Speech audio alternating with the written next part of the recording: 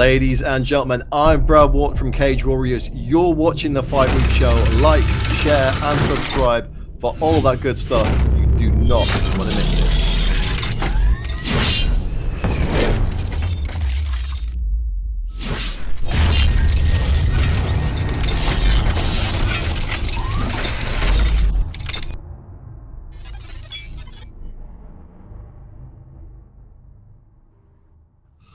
What's happening, Fight Week Show fans, Fight Week Show people? Them, we are back, and look who's here.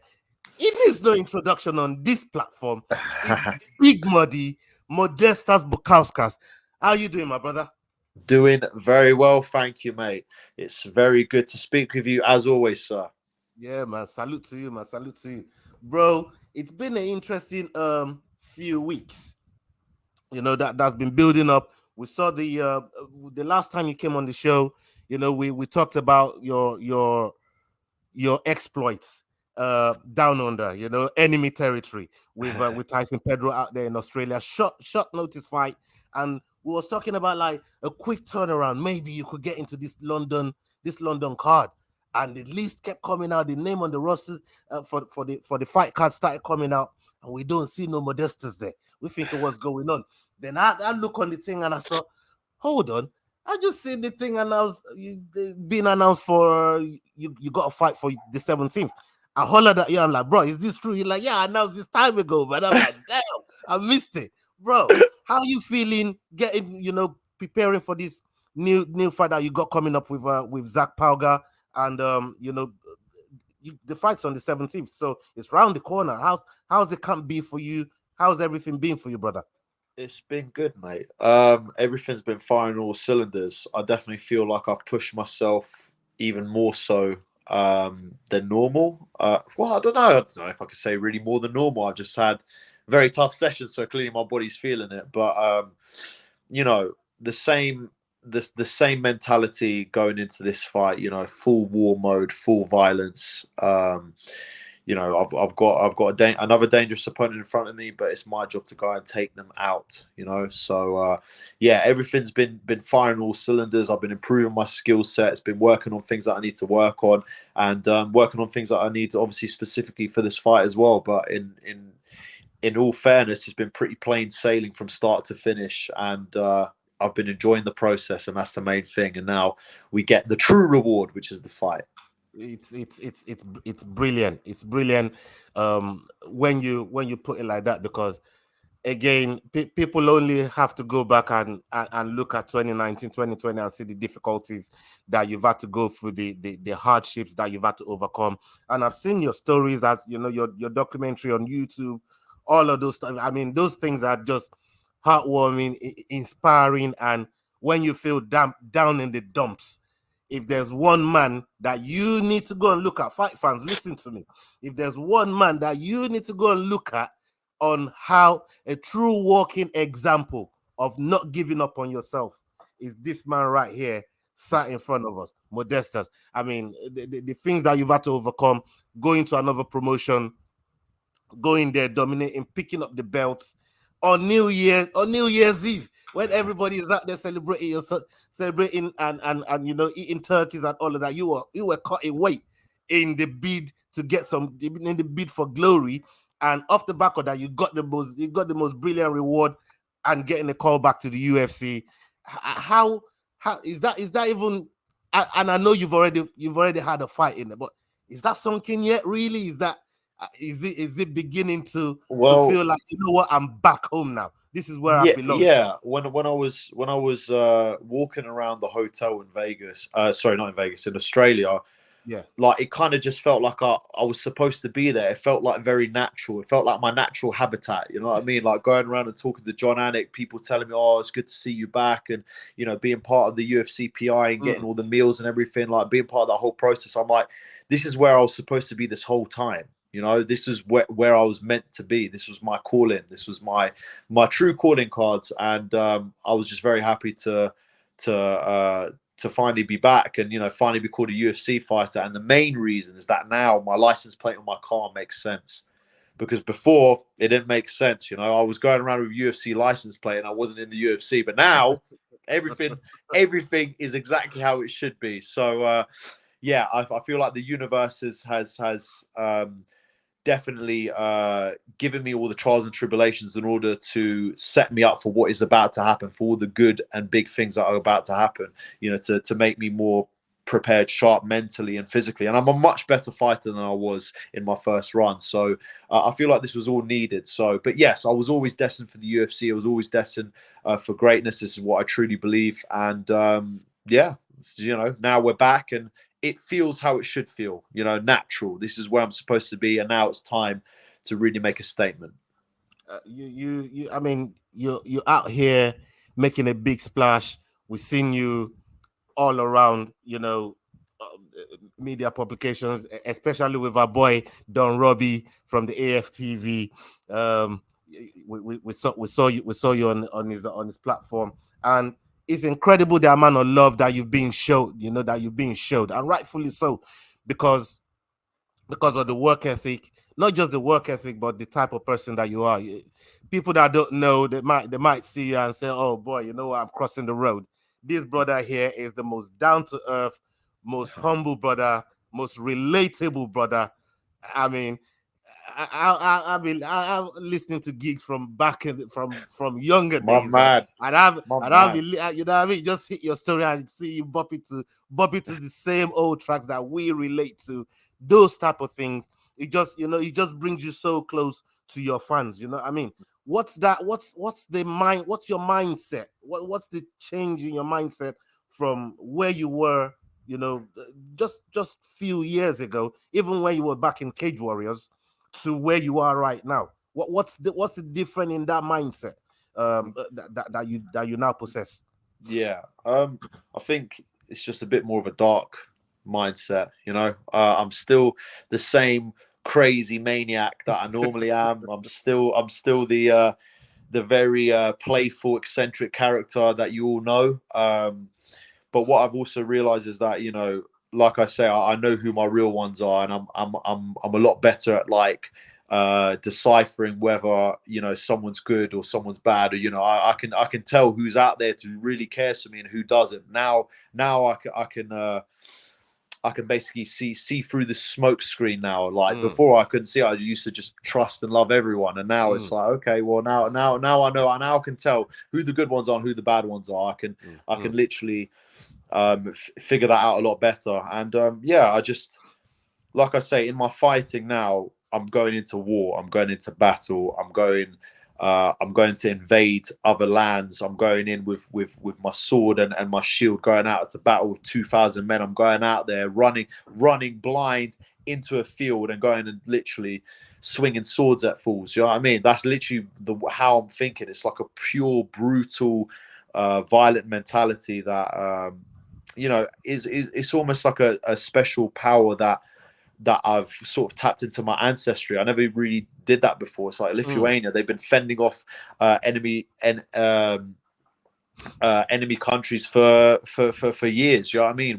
We've been helping other countries Centuries. in order to conquer lands and stuff like this. So, you know, if you're looking at the ancestry, it's literally been brought up and rooted in war. You know, it's been rooted in taking over and you know, staking your claim and you know, putting your mark on this earth and on this world. You know, people dying and, you know, people trying to defend. So, you know, saying all that, you know, like I said, I've sort of tapped into the power that my ancestors were having during their times of battle, and yeah, I've become very close with that. I've been very close with those emotions. I've been very close with my history and my past. That now I translate that and take that into the fight with me, and that's what makes me more dangerous and more able to sort of you know, put my best performance out there. And not only that, I'm much more of a risk taker. I'm much more of a guy now that it's like, I've only got one shot at this. You got to embrace fear. You got to embrace nerves and pressure and just go for it. It doesn't matter. Like with every situation in life, not just in fighting, but even outside of fighting, I take a lot more risks and I sort of have a don't give a fuck mentality. I literally just do whatever, you know. Whereas before I used to think, you know, you try and be, you got to be calculated, of course, but at the same time, you got to be a bit of a berserker. You know, you got to go a bit mad, and in order to get the best results and to make the appropriate mistakes in order to start seeing successes. So, yeah, over overall, I would just say that I've become a bit more wise. I've definitely increased my skill set, and yeah, like I've just become, like I say, I just brought out the darkness within me. I brought out the ancestral powers within me, and yeah, I'm just more willing to just go out and do what it takes, as opposed to holding back and being a bit fearful. So you could say a lot of things have changed, my friend. That's brilliant. That's brilliant to hear. And you know what? Scratch what I said earlier on. When you see this man across the road, yeah, he's got the darkness with him. Yeah. Right. Well, listen, if you're my friend, like, listen, we're going to be hugging and drinking beers together. But obviously, if you're my enemy, you better watch out. Yeah, but for real. They don't want none of that smoke, man. They don't want none of that. They don't want them problems.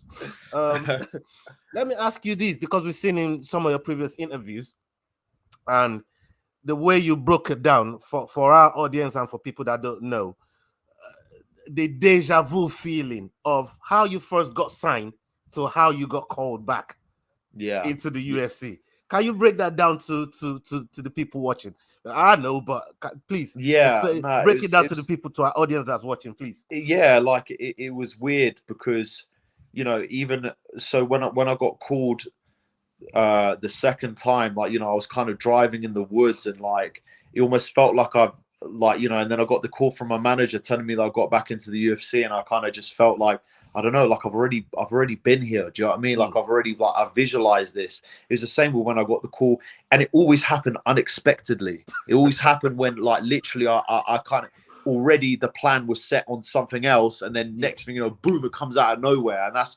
when it comes out of like almost like a bit of a surprise, and it kind of jumps out at you out of nowhere, like, you know, like in a horror film, when it, you know, you don't get scared when you know what the danger's coming. When it pops out at you out of nowhere, that's when you like kind of go, you know, you kind of get shocked. So that's what it was like for me, kind of both times. But like I said, I was seeing it, I was visualizing, I was just hearing the like I say, the phone call being like given to me, and then next thing you know, it happens in real life. Like, it was just like a really weird, like, and the deja vu that I had when I was walking back to my house when I came back from training with this news, like this, everything became like fuzzy and weird. Like, I was kind of like, I don't know, I was in a bit of a weird state. Like, I was almost like not necessarily dizzy, but I was like, what the hell is going on here? Do you know what I mean? Like, I felt like I was in some freaking third planet or something, and then some third dimension. And then, you know, then I'm going upstairs and telling my parents, and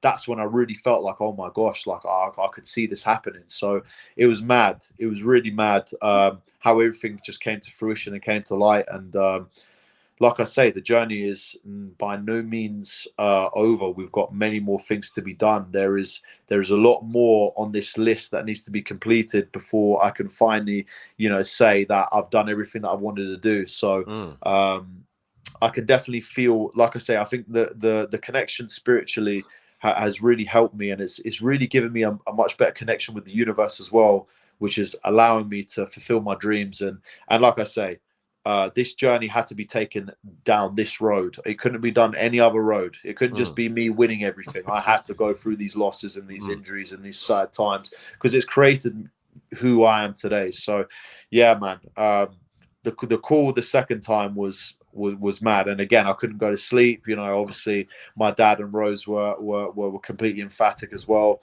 But yeah, man, it was a special moment, but it was something, like I say, that I knew was going to happen.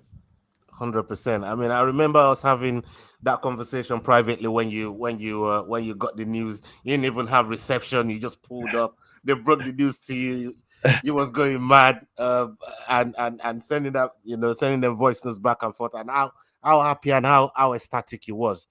Is just it's truly touching. And like I said, you know, you're a walking example of not giving up on yourself, and really, really, truly believing in your dreams, and believing that you can overcome any adversity that, you know, that gets put in front of you. But the thing that I want to say to caveat that is, you're only as good as your support network. You're only as good as your corner. You're only as good as your team. Will and your pops. I say it publicly all the time. For me, the baddest trio in the MMA space. You know what I mean? Like when I see you, man, I it's almost like you feel like you can go into battle and come Yeah. out the other side. You know what I mean? Yeah. When you just see that team there, how important have they been for you throughout this whole step and stepping into this new challenge that you're in now? Because I spoke to you the other day. You still have Will in your car. You had to go and drop him off. You know what I mean? Big up Will. Yeah. Salute to Will Drago, Corey himself. Big up to him. But how important are these guys to you in your journey, even in the upcoming bout that you've got right now? Yeah, I've also got to mention Danny Batten's also another big part of the whole process, part of the team. You know, he's coming with us to Vegas this time round as well. Big up Danny He's Batten. really yeah, 100%. Big up to my boy Danny. He's also been a massive help and a massive sort of kind of just led me in the right direction in terms of my skill development in areas that I need for MMA and helping me to become a much more all-rounded fighter. So he's definitely been a massive help, and everyone at BST, Lucas Klinger as well, been a massive help. So yeah, I've got a really good support network. I've got really good teammates, really good friends. I just trained with Sandra Tavadze, who's one of the best grapplers in the UK. Heavy boy, good lad. Again, I feel very good vibes whenever he's there. I've got people that I really get along with, that I really want to be around with me, you know, and that really does help. And then obviously my dad and Will, we're like the three musketeers, you know, in a way. We're almost like the Hangover, you know. Serious. The amount of Humans crazy are joined things, at the hit, man. Serious. yeah, the amount of crazy things that happen when we're around. It's like there's a never-ending source of laughter. And obviously encouragement and putting me in the Will helping me to get in the right mind frame. My dad being there as you know, the head coach, and like I say, putting the right amount of emotion, the right amount of coaching that is needed for me to perform at my best. So look, the reason why I'm here today is because of the people around me. You know, I've also got a couple of people that are actually traveling to Vegas to come and support me, and that just shows the level of love and support that I have, and that I have towards them. You know, that I've created connections with people that you know, will last a lifetime, and I'm very grateful and very humbled by this. And it reassures that I've got such a tight knit support network, and it also even more reiterates the fact that there are also the ones who don't give a crap, but these ones, because these ones stand out so much. You know, these people who support me stand out so much in comparison to these dicks that don't really care about you and don't really want the best for you, you know. So when you have amazing people like this around you, you know, anything is possible. They've helped me get through the darkest of times. They've helped me whenever I needed help. And you know, one day I'll be able to give my thanks back as well when we're sitting on the yacht and we're playing pool on the yacht. You know what I mean? We've got the champagne flowing. So you know, and like I say, even yourself, mate, you've been supporting me for time, bro. And I've got to give a real appreciation and gratitude, because, like I say, it's people like you that help me to keep going, that help me to keep going forward, that help me to want to put out the best performances, because, you know, I owe it to you guys to bring out the best of myself. And it's amazing. So I'm truly grateful. And that is why I'll go out and perform to the best of my ability. And that's why I'll also go out there and put a beating on these dudes. Oh yes. Well, and we're going to be looking forward to it. We're going to be supporting you on the Fight Week show. We've shown love, you know, from the get go, and for us, you doing well is it's not just because I'm from Northampton as well. You know what I mean? I live in Wellingborough, and it's for me. There's nobody closer to home in that field, you know, in on that platform called the UFC. There's no one closer to home than you. So, you know, we're always going to be rooting for you over here on the Fight Week show. Now, let's talk about Zac Pauga. Zac Pauga, I first saw him on the Ultimate Fighter, and he came in there, you know, as a heavyweight, and competed against Mohammed the Motor Usman. And you know, we see he's got training partners like Curtis Blades. You know, people around him that's been helping him work and trying to make his way in the UFC. Now he has you as a problem that's now in front of him. because really and truly, for me in that division, a very, very fit Big Mody is a problem for anyone in that division. I don't care whether you're at the top or just coming up top 15, wherever you are. You're a problem for everybody in that division. But Zac Pauga, how do you go around, nullifying him and I'm not saying to put your game plan out there, but what is it that you see that he brings to the table and you're able to nullify? Well, he's very all rounded. He's a well-rounded mixed martial artist, obviously training with good guys. So he's managed to accumulate a skill set in a very short space of time, coming from other sports. So fair play to him in that regard. All I have to do is be sharp, be fast, use all of my skill sets, use all of my attributes. I've got many that people haven't seen before, many that people don't know about, many that people still think are kind of lacking in my game. Well, that's good. Let them think that, because at the end of the day, that just adds more fuel to my fire. That adds more wood on my fire. And look, at the end of the day, he's good in every aspect, but he's not spectacular in any aspect. He's not outstanding in any one particular area, which is why my overall skill set will be able to trump his. My overall skill set has been developed over many years, since I was 5 years old. These are long things in the that you tooth, cannot, as they say. yeah, exactly. You cannot learn these things in a couple of years. Obviously he's very good, and he has his danger. He's dangerous, but at the same time, he's not as dangerous as me. I've got many things in my arsenal that I'm going to put out on fight night that are going to completely blow him out the water. It's going to look, there's going to be tough things that he's going to possess, but at the end of the day, I do believe I will finish him. I need to go out there and be vicious, be violent, put it all on the line. And that's exactly what I'm going to go and do. Like I say, he's a good fighter and I respect him, but at the end of the day, I've got to take him out. 100%. And we're wishing you every bit of luck with that challenge there. And we got belief in you. I mean, you're only showing what we already know. Well, people like what we already know you're capable of doing. You're just showing that to the unbelievers, shall I say, people that didn't believe, that they only just getting to see that now. But I mentioned UFC London earlier on. You go into this fight next week, June 17th. You go into this fight, you lay this guy out, first round, no injuries, no breakage of the knuckles. The doctors, you go through your medicals, no suspension, everything is good and dandy. Because I see UFC making a ton of signing, in my opinion, to fill up this London card. Because set people that they think maybe the usual suspects ain't really available this time, but they handing out a few contracts, and so congratulations to those people that have gotten them contracts to be able to perform in UFC London. Is there any way you go through this medical, you get out of this fight unscathed, quick turnaround? Is there any way that we see you sliding into this UFC London card? Is there any? Bro, I would say yes. But if Aspinall can make it, I think you can. I think I'm gonna have to be quite brutally honest. I don't think so, because they've got obviously never say never, but they've got many fights already booked. They've already got like almost a full card pretty much finished up. They're adding even more fighters onto that card already, the new signings that they've had. There's no other light heavyweights in the UK. I'm the only one, which you'd think, that's because Paul Craig moved down to middleweight. But all the other light heavyweights have already matches booked.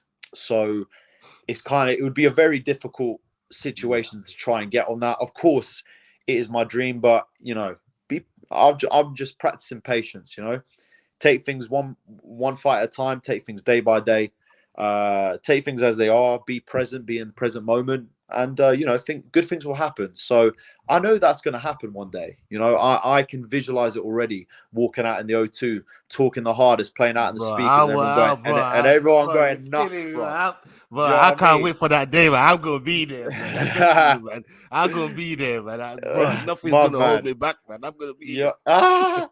Mate, we're gonna be getting the crowd going wild. But this also gives me a chance to build up my stock, build up my resume as well, because then that means that I'll be on.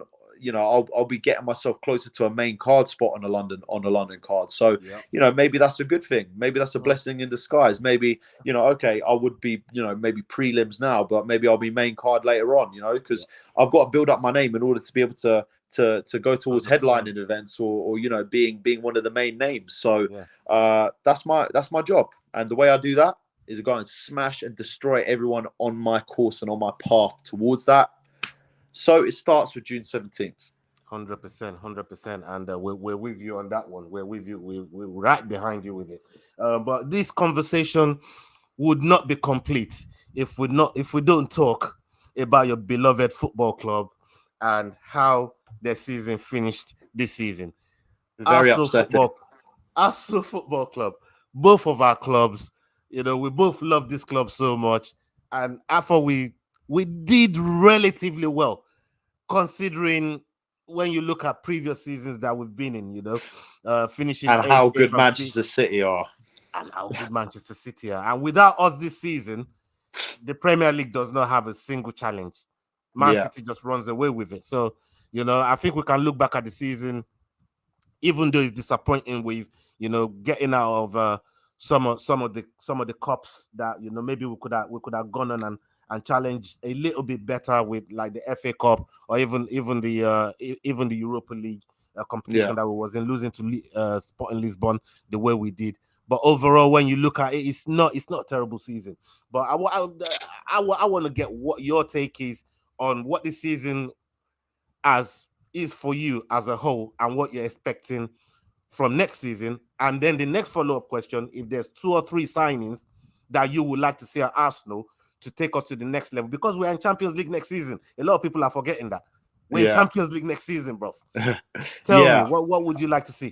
I mean, look, at the end of the day, I think Arsenal as a whole, as a club, have done very well this season.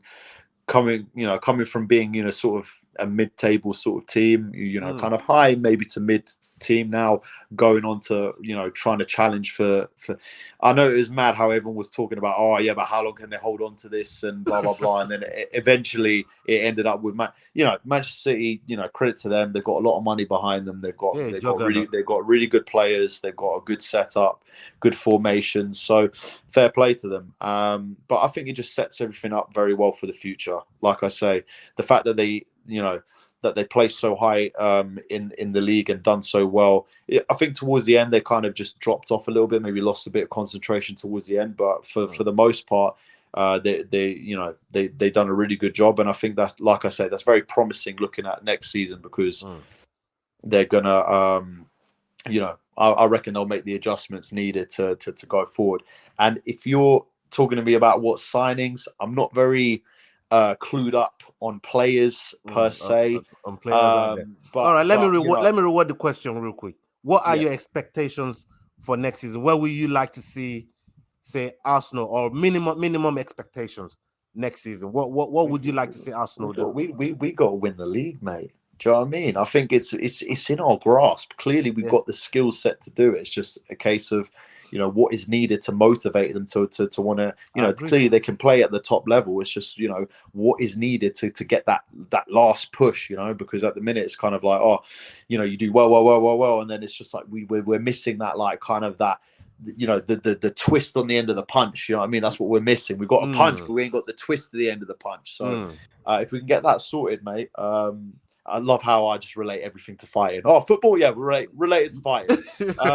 But yeah, I think we're in a good place, and it's just, like I say, it's just a promising look from them. The fact that we weren't projected to do so well, and it was almost like a bit of a surprise to everyone. So judging just by that, we've got a good chance. But Manchester City will always be bit of a kryptonite for Well, for us, I think. So for most teams across Europe, especially in the Premier League that we operate in. I mean, talking about Manchester City, they play in the Champions League final today against Inter Milan. They could bag the treble today. That's how relentless this team has been, and you just have to take perspective. It's like you said, just relating everything into fighting. The way we perform this season is almost like, oh, you're used to playing that 3-round fight, but when you get to that championship rounds, you know what I mean, that extra couple rounds, how much gas tank do you have left to really push and compete with the best? And Man City in this case, they're the best. You know what I mean? We just there's just no way around it. We just run our gas tank to really deal with them, and hopefully we, like you said, we make the necessary adjustments to push even further and try and win the league next season. Because for me, for how long we stayed at the top of the league this season, nothing is going to please me more than really winning the league, because we already done this. We already, you know what I mean? We already came second. We already topped the league for so long. This is it. There's nothing better. You know what I mean? Anything else would be like meh. You know what I'm trying to say? That's how it's going to feel. So I totally agree with you.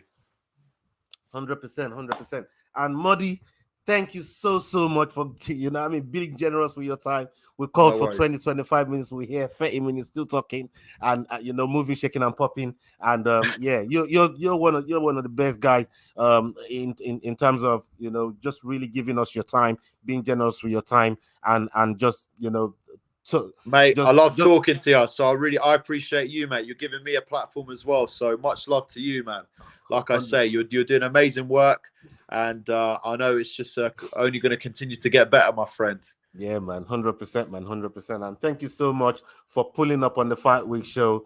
And after your fight on the 17th, people, if you don't know, Big Mody is fighting Zac Pauga on the 17th of June, UFC Fight Night.